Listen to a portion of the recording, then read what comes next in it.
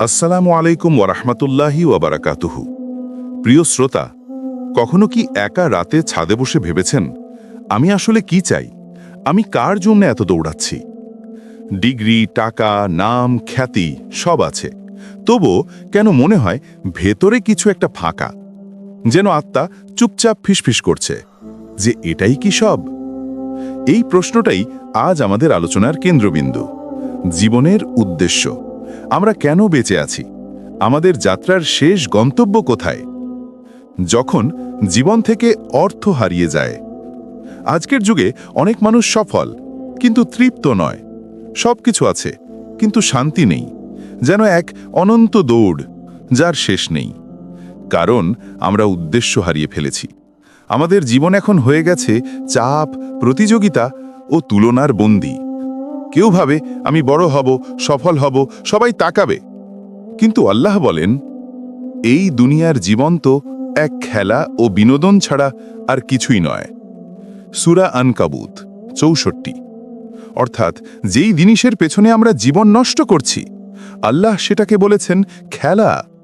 তুমি যত বড় কিছুই পাও না কেন, যদি আল্লাহ তোমার লক্ষ্য না হন, তাহলে একসময় সেই সাফল্য শূন্য লাগে। আল্লাহ মানুষকে কেন সৃষ্টি করেছেন? এটাই জীবনের প্রথম প্রশ্ন। আমি কেন আছি? আল্লাহ নিজে উত্তর দিয়েছেন কোরআনে, আমি মানুষ ও জিনকে সৃষ্টি করেছি কেবল আমার ইবাদতের জন্য। সূরা আজ-জারিয়াত ৫৬। ইবাদত মানে শুধু নামাজ পড়া নয়। ইবাদত মানে জীবনের প্রতিটি কাজকে আল্লাহর উদ্দেশ্যে করা। তুমি অফিসে কাজ করছো, তুমি সন্তান লালন করছো, তুমি পড়াশোনা করছো, যদি নিয়ত থাকে আল্লাহ সন্তুষ্ট হবেন, তবে সেটাই ইবাদত। অর্থাৎ জীবন মানেই ইবাদত। আমরা পৃথিবীতে এসেছি আল্লাহর খুশির জন্যে বাঁচতে। লক্ষ্যহীন জীবনের ভয়াবহতা। যখন মানুষ নিজের লক্ষ্য ভুলে যায়, তখন সে ভেতরে ভেঙে পড়ে। বাইরে সে হাসে, কিন্তু অন্তরে এক ধরনের একাকিত্ব তাকে খেয়ে ফেলে। সে ভাবে যে কেন যেন আর কিছু ভালো লাগে না। আল্লাহ বলেন, যে আমার স্মরণ থেকে মুখ ফিরিয়ে নেয়, আমি তাকে সংকীর্ণ জীবন দিই। সূরা তহা ১২৪। দেখলেন, দুঃখ, হতাশা, মানসিক চাপ সব শুরু হয় যখন আমরা আল্লাহকে বাদ দিই। তুমি যদি জীবনের কেন্দ্র থেকে আল্লাহকে সরিয়ে দাও, তবে তুমি যেখানেই যাবে এক শূন্যতা তোমাকে তাড়া করবে। আল্লাহর উদ্দেশ্যে জীবন মানে কি? আল্লাহর উদ্দেশ্যে জীবন মানে হলো জীবনের প্রতিটি কাজের পিছনে একটাই চিন্তা, আল্লাহ কি এতে সন্তুষ্ট হবেন? তুমি হেসেছো কারো দিকে, আল্লাহ খুশি কিনা? তুমি কথা বলছো, আল্লাহ দেখছেন কিনা? তুমি টাকা কামাচ্ছ, সেটা হালাল কিনা? এই আল্লাহর সচেতনতাই মানুষকে পরিশুদ্ধ করে। এটাই তাকওয়া, আর তাকওয়াই জীবনের আসল উদ্দেশ্য। নিশ্চয়ই আল্লাহর কাছে সবচেয়ে মর্যাদাবান সে, যে সবচেয়ে বেশি তাকওয়াদার। সূরা হুজরাত ১৩। কিভাবে আল্লাহ কেন্দ্রিক জীবন শুরু করবেন? শুরু করতে হবে ছোট থেকে। আল্লাহর দিকে ফিরতে কোনো বিশাল পদক্ষেপ লাগে না, লাগে নিয়ত। একটি নিঃশব্দ সিদ্ধান্ত, আজ থেকে আমি আল্লাহর জন্য চেষ্টা করব। প্রতিদিন সকালে বলুন, ইন্না সালাতি ওয়া নুসুকি ওয়া মাহইয়ায়া ওয়া মামাতি লিল্লাহি রাব্বিল আলামিন। অর্থ, আমার নামাজ, কোরবানি, জীবন ও মৃত্যু সবই আল্লাহর জন্য। সূরা আনআম ১৬২। এই আয়াতটি সকালে পড়ুন, নিজের জীবনের লক্ষ্য স্মরণ করিয়ে দিন। এটি আপনার হৃদয়ের দিক নির্দেশনা পুনরায় ঠিক করবে। বাস্তব পরিবর্তনের প্রথম ধাপ। একদিনেই আপনি বদলে যাবেন না, কিন্তু আজ যদি আপনি আপনার উদ্দেশ্য স্পষ্ট করেন, তবে আগামীকাল আপনার প্রতিটি কাজের মানে থাকবে। আপনার দৌড়, আপনার কান্না, আপনার ধৈর্য সবকিছুর অর্থ হবে আমি আল্লাহর জন্য করছি। তখন কষ্ট আর কষ্ট থাকে না, বরং হয়ে যায় আল্লাহর দিকে যাত্রার সিঁড়ি। দোয়া, নতুন জীবন শুরু করার আহ্বান। আল্লাহুম্মা জাআল হায়াতানা কুল্লাহা লাক ওয়া ওয়াফাতানা আলা তুআতিক ওয়াজআলনা মিন ইবাদিকাল মুখলিসিন। হে আল্লাহ, আমাদের জীবন যেন তোরই জন্য হয়, আমাদের মৃত্যু যেন হয় তোর আনুগত্যের মধ্যে এবং আমাদের অন্তর্ভুক্ত কর তোর নিষ্ঠাবান বান্দাদের মাঝে। যখন সকালে ঘুম থেকে ওঠো, প্রথম কাজ হওয়া উচিত আল্লাহর দিকে ফিরে বলা, আলহামদুলিল্লাহিল্লাযী আহিয়ানা বা'দা মা আমাতানা ওয়া ইলাইহিন নুশুর। অর্থ, সমস্ত প্রশংসা আল্লাহর, যিনি আমাকে মৃতের পর আবার জীবন দিলেন এবং তারই দিকে ফিরে যেতে হবে। এই দোয়াটি শুধু মুখে বলো না, হৃদয়ে অনুভব করো। আজকের দিনটি আমার নয়, আজকের দিনটি আল্লাহ আমাকে উপহার দিয়েছেন তার সন্তুষ্টির জন্য কিছু করার সুযোগ হিসেবে। যখন সকালটা এভাবে শুরু হবে, তখন তোমার মন অন্যরকম শান্ত থাকবে। হঠাৎ ট্রাফিক জ্যামেও রাগ হবে না, কাজে ভুল হলেও হাল ছেড়ে দেবে না, কারণ তুমি জানবে যে আমি আজও আল্লাহর জন্যে বাঁচছি। কাজ ও ক্যারিয়ারে আল্লাহর উদ্দেশ্য। আমাদের অনেকেই ভাবে নামাজ আর দোয়া ছাড়া অন্য কিছু ইবাদত নয়, কিন্তু বাস্তবে যে কাজ আল্লাহর সন্তুষ্টির জন্য করা হয় সেটাও ইবাদত। তুমি যদি অফিসে কাজ করো, সৎভাবে, হারাম থেকে বাঁচে, মানুষকে ঠকাও না, তাহলে সেটাই ইবাদত। আল্লাহ বলেন, তোমরা আমল করো আর আল্লাহ, তার রাসূল ও মুমিনরা তোমাদের কাজ দেখবেন। সূরা আত-তাওবা 105। এই আয়াত আমাদের মনে করিয়ে দেয় যে তুমি একা নও, আল্লাহ তোমার প্রতিটি পরিশ্রম দেখছেন। তাই অফিসে অতিরিক্ত টাকা কামানোর লোভে হারাম পথে যেও না। তুমি যদি আল্লাহর জন্যে সততা ধরে রাখো, আল্লাহ নিজেই তোমার রিজিকের পথ খুলে দেবেন এমন জায়গা থেকে যেখান থেকে তুমি কল্পনাও করনি। আর যে আল্লাহকে ভয় করে, আল্লাহ তার জন্য উত্তরণের পথ তৈরি করে দেন। সূরা আত-তালাক 2। সম্পর্ক ও ভালোবাসায় আল্লাহর উপস্থিতি। আজ আমরা ভালোবাসি, কিন্তু ভুলে যাই ভালোবাসার আসল মালিক কে। ভালোবাসা যদি আল্লাহর জন্য না হয়, তাহলে একসময় সেই সম্পর্কও কষ্টে পরিণত হয়। আল্লাহর উদ্দেশ্যে ভালোবাসা মানে হলো তুমি কাউকে ভালোবাসো কারণ সে তোমাকে আল্লাহর দিকে টানে। তুমি কাউকে সাহায্য করো কারণ আল্লাহ তাতে খুশি হন। তুমি কাউকে ক্ষমা করো কারণ আল্লাহ ক্ষমা করতে ভালোবাসেন। রাসূলুল্লাহ সাল্লাল্লাহু আলাইহি ওয়াসাল্লাম বলেছেন, যে আল্লাহর জন্য ভালোবাসে এবং আল্লাহর জন্য ঘৃণা করে তার ঈমান সম্পূর্ণ হয়েছে। আবু দাউদ ও তিরমিজি। এই হাদিস আমাদের শেখায় যে ভালোবাসা, বন্ধুত্ব, সম্পর্ক সবকিছুর ভিত্তি হতে হবে আল্লাহর সন্তুষ্টি। দুঃখ কষ্টেও আল্লাহর উদ্দেশ্য খোঁজা। কখনো কখনো আল্লাহ আমাদের এমন অবস্থায় ফেলেন যেখানে মনে হয় এখন সব শেষ, কিন্তু না, ওটাই আসলে নতুন শুরু। আল্লাহ বলেন, অবশ্যই কষ্টের সঙ্গে রয়েছে স্বস্তি। সূরা ইনশিরাহ 6। তুমি কাঁদছো, তুমি ক্লান্ত, কিন্তু আল্লাহ তোমাকে দেখছেন। তোমার প্রতিটি চোখের জল, প্রতিটি দীর্ঘশ্বাসের হিসেব তার কাছে আছে। তুমি যদি কষ্টও বলো যে হে আল্লাহ, আমি তোরই জন্য ধৈর্য ধরছি, তাহলে সেই ধৈর্যই তোমার জান্নাতের পথ খুলে দেবে। নামাজ আল্লাহর সাথে সংযোগের কেন্দ্রবিন্দু। জীবনের উদ্দেশ্য আল্লাহ হলে সবচেয়ে বড় সংযোগ হচ্ছে সালাত, অর্থাৎ নামাজ। নামাজ শুধু একটি কর্তব্য নয়, এটি আল্লাহর সাথে হৃদয়ের সম্পর্কের চাবি। যখন তুমি সিজদায় পড়ো, তুমি আসলে পৃথিবীর সবচেয়ে উঁচু স্থানে থাকো, কারণ তুমি তোমার স্রষ্টার সামনে নত হচ্ছ। রাসূলুল্লাহ সাল্লাল্লাহু আলাইহি ওয়াসাল্লাম বলেছেন, বান্দা তার প্রভুর সবচেয়ে নিকটে থাকে সিজদায়। মুসলিম। তাই নামাজে মনোযোগ দিতে পারছো না ভেবে হতাশ হয়ো না। প্রতিবার সিজদায় শুধু বলো, হে আল্লাহ, আমি দুর্বল, কিন্তু তোকে ছাড়া কারো দরকার নেই। এই বাক্যটাই তোমার হৃদয়কে শান্ত করবে। ছোট ছোট আমল বিশাল পরিবর্তন।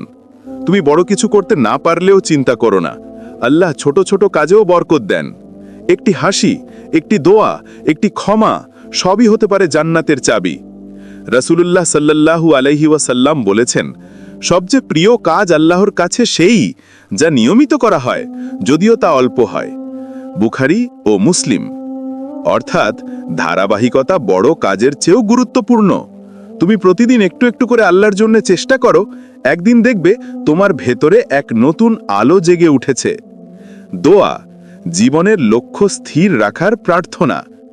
আল্লাহুম্মা জাআল নিয়াতানা খালিসাতাল লাক ওয়াহদিনা সিরাতাকাল মুস্তাকিম ওয়াসাব্বিত কুলুবানা আলা তাআতিক। হে আল্লাহ, আমাদের নিয়ত যেন শুধু তোরই জন্য হয়, আমাদের সোজা পথে চালিয়ে নাও এবং আমাদের অন্তরকে তোর আনুগত্যে দৃঢ় করে দাও। তাহলে জীবনের অর্থ কি দাঁড়ালো জীবন হলো আল্লাহর প্রাপ্তির যাত্রা, আর সেই প্রাপ্তির মধ্যেই রয়েছে প্রকৃত শান্তি। তাই যদি কেউ একা একা ছাদে বসে ভাবে যে আমি আসলে কি চাই, তার উত্তর হবে আমি চাই আল্লাহর সন্তুষ্টি। তাই আমাদের প্রতিটি পদক্ষেপ, আমাদের প্রতিটি কাজ যখন আল্লাহর উদ্দেশ্যে হবে, সেটাই হবে জীবনের আসল সাফল্য। মাথায় রাখতে হবে, আমাদের ক্ষণস্থায়ী জীবনের সবচেয়ে বড় সফলতা আল্লাহর সন্তুষ্টি অর্জন করা, আর তার মধ্যেই লুকিয়ে রয়েছে অনন্ত শান্তি।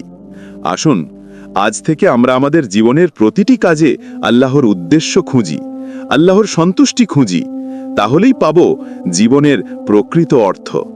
আসসালামু আলাইকুম ওয়া রাহমাতুল্লাহি ওয়া বারাকাতুহু। যদি এই বক্তব্যটি তোমাদের মনে ছুঁয়ে থাকে, তাহলে শেয়ার করো অন্যদের সাথে, আর কমেন্ট করে জানাও তোমার জীবনের উদ্দেশ্যটা কি। যখন মানুষ আল্লাহর উদ্দেশ্যে জীবনযাপন শুরু করে, তখন দুনিয়ার কোলাহল তাকে অস্থির করতে পারে না। আল্লাহ বলেন, যেই ব্যক্তি আমার স্মরণ থেকে মুখ ফিরিয়ে নেয়, তার জন্য সংকীর্ণ জীবন। সূরা তাহা 124। আর অন্যদিকে যারা আল্লাহর উদ্দেশ্যে বাঁচে, আল্লাহ বলেন, নিশ্চয়ই আল্লাহর স্মরণেই হৃদয়ের প্রশান্তি। সূরা রাদ 28। এই প্রশান্তি টাকারময়, পদমর্যাদার নয়, বরং এটি সেই নীরব শান্তি যা কেবল আল্লাহর নিকটবর্তী বান্দারা অনুভব করে। তুমি যখন নামাজে সিজদা করো, তুমি যদি সত্যিকার অর্থে অনুভব করো আমি এখন আমার রবের সামনে নত, তখন সেই মুহূর্তে পৃথিবীর সব দুঃখ হারিয়ে যায়। আল্লাহর উদ্দেশ্যে বাঁচা মানে নিজের নফসের সাথে যুদ্ধ করা। আমরা অনেকেই আল্লাহকে ভালোবাসি, কিন্তু নফসকে জয় করতে পারি না। নফস চায় সহজ পথ, গুনাহের পথ, আনন্দের মোহে হারিয়ে যাওয়া। কিন্তু আল্লাহর উদ্দেশ্যে বাঁচা মানে নিজেকে ধরে রাখা, নিজেকে প্রতিদিনের যুদ্ধের মধ্যে জয় করা। রাসূলুল্লাহ সাল্লাল্লাহু আলাইহি ওয়াসাল্লাম বলেছেন, সবচেয়ে বড় যুদ্ধ হল নিজের নফসের বিরুদ্ধে যুদ্ধ। তুমি যখন গুনাহের দিকে হাত বাড়িয়ে থেমে যাও, তুমি তখন এক মহান বিজয়ী, তুমি তখন আল্লাহর প্রিয় বান্দা। আল্লাহ বলেন, যে ব্যক্তি তার নফসকে পরিশুদ্ধ করেছে সে সফল হয়েছে। সূরা আশ-শামস 9। দুনিয়ার পথিক, আখিরাতের গন্তব্য। দুনিয়াতে আমরা সবাই পথিক।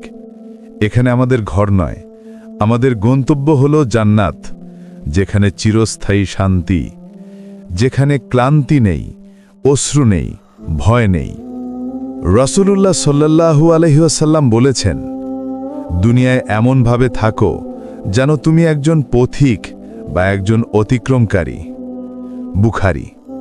যেই মানুষ আল্লাহর উদ্দেশ্যে বাঁচে, সে বুঝে যায় এই দুনিয়া ক্ষণস্থায়ী। সে তখন আর বিলাসী জীবনের পেছনে ছুটে না, বরং সে প্রতিটি দিনে জান্নাতের পথে একটি পদক্ষেপ রাখে। একটি হাসি, একটি ক্ষমা, একটি নামাজ, একটি দোয়া, প্রতিটি কাজই তার জান্নাতের টিকিট হয়ে যায়। কষ্টেও আল্লাহর প্রতি আস্থা রাখা। আল্লাহর উদ্দেশ্যে বাঁচা মানে কষ্টহীন জীবন নয়, বরং মানে কষ্টেও আল্লাহকে দেখা। যখন বিপদ আসে, তখন মুমিন ভাবে না কেন আমি, বরং বলে এই বিপদেও নিশ্চয়ই আল্লাহর রহমত আছে। আল্লাহ বলেন, তোমরা হয়তো কোনো কিছু অপছন্দ করো, অথচ তাতেই তোমাদের জন্য কল্যাণ রয়েছে। সূরা আল বাকারা 216। যেই মানুষ আল্লাহর উদ্দেশ্যে বাঁচে, সে জানে প্রতিটি অশ্রু, প্রতিটি ব্যথা একদিন জান্নাতে হাসির কারণ হয়ে দাঁড়াবে। তাই ভাই, তুমি যদি কষ্টে থেকেও আল্লাহর উপর ভরসা রাখো, তাহলে তুমি ইতোমধ্যেই জয়ী। আল্লাহর নূর মুমিনের হৃদয়ে আলোকিত হয়। যখন কেউ আল্লাহর উদ্দেশ্যে বাঁচে, আল্লাহ তার হৃদয়ে এমন এক নূর দান করেন যা অন্যরা শুধু দেখে কিন্তু বোঝে না। এই নূর মানুষকে আল্লাহর পথে টানে। এই নূর মানুষকে সৎ পথে দৃঢ় রাখে। রাসূলুল্লাহ সাল্লাল্লাহু আলাইহি ওয়াসাল্লাম দোয়ায় বলতেন, হে আল্লাহ, আমার হৃদয়ে নূর দিন, আমার চোখে নূর দিন, আমার কানেও নূর দিন। বুখারী, মুসলিম। এই নূর শুধু আলো নয়, এটি আল্লাহর রহমতের প্রতিফলন। যেই মানুষ আল্লাহর উদ্দেশ্যে বাঁচে, তার মুখে, তার কথায়, এমনকি তার চলাতেও শান্তি ছড়িয়ে পড়ে। আল্লাহ বলেন, নিশ্চয়ই যারা বলে আমাদের রব আল্লাহ, তারপর সে পথে অবিচল থাকে, তাদের জন্য কোনো ভয় নেই, কোনো দুঃখ নেই।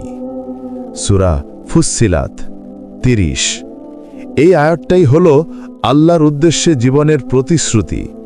যেই ব্যক্তি বলে আমার জীবন আল্লাহর জন্য এবং সেই পথে টিকে থাকে, আল্লাহ তার জন্য এমন জান্নাত তৈরি করে রেখেছেন যেখানে থাকবে চির শান্তি, চির আনন্দ, আর থাকবে তার সান্নিধ্যের অমূল্য উপহার।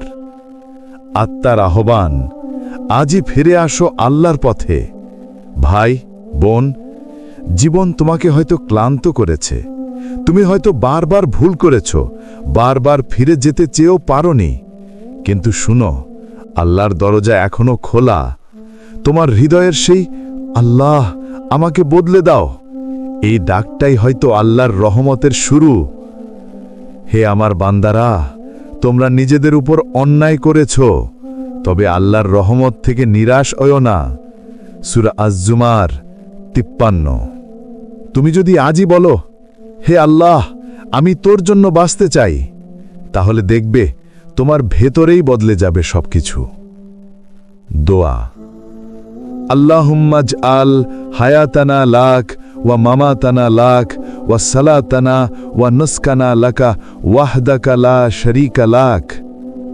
অর্থ, হে আল্লাহ, আমাদের জীবন হোক শুধু তোর জন্য, আমাদের মৃত্যু হোক তোর জন্য, আমাদের নামাজ ও ইবাদত হোক শুধু তোরই উদ্দেশ্যে, তোর কোনো শরীক যেন আমাদের মনে না আসে। এই ছিল সুন্নাহ বিট, যেখানে হৃদয়ের তালে শোনা যায় সুন্নাহর কথা। পথ হারিয়ে গেলে আল্লাহর দিকে ফিরে আসো, তিনিই তোমার হৃদয়ের আলো।